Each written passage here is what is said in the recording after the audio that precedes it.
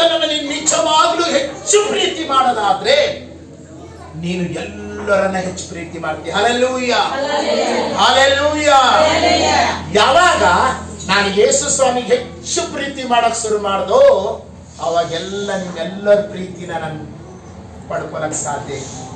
ನಿಮ್ಮ ಹೇಗೆ ಬಗ್ಗೆ ನನ್ನ ಬಗ್ಗೆ ಪಡ್ಕೊತಾರೆ. ಯಾಕೆ ಗೊತ್ತಾ? ನಾನು ಯೇಸು ಸ್ವಾಮಿಗೆ ಹೆಚ್ಚು ಪ್ರೀತಿ ಮಾಡಿರೋದ್ರಿಂದ. ಅಕರ್ನ ಯೇಸು ಸ್ವಾಮಿಗೆ ಹೆಚ್ಚು ಪ್ರೀತಿ ಮಾಡ್ತಿದ್ದಿಲ್ಲಲ್ಲ, ಶಿವಾಜಿ ಯಾರೇನೋ ನನಗೆ ಗೊತ್ತೇ ಇಲ್ಲ, ನಮ್ಮ ಅಕ್ಕ ಯಾರೇನೋ ನನಗೆ ಗೊತ್ತೇ ಇಲ್ಲ. ಆದ್ರೆ ಅವರೆಲ್ಲರೂ ನನಗೆ ಅಕ್ಕ, ಅಣ್ಣ, ತಮ್ಮ ಆದರು. ನೀವು ಕೂಡ ಹೆಚ್ಚು ಪ್ರೀತಿ ಯೇಸು ಸ್ವಾಮಿ ಮೇಲೆ ಇಡ್ರಿ. ನಿಮ್ಮ ಮಕ್ಕಳು ನಿಮ್ಮ ತಲೆ ಮೇಲೆ ಎತ್ಕೊಂಡು ಓಡಾಡ್ತಾರೆ.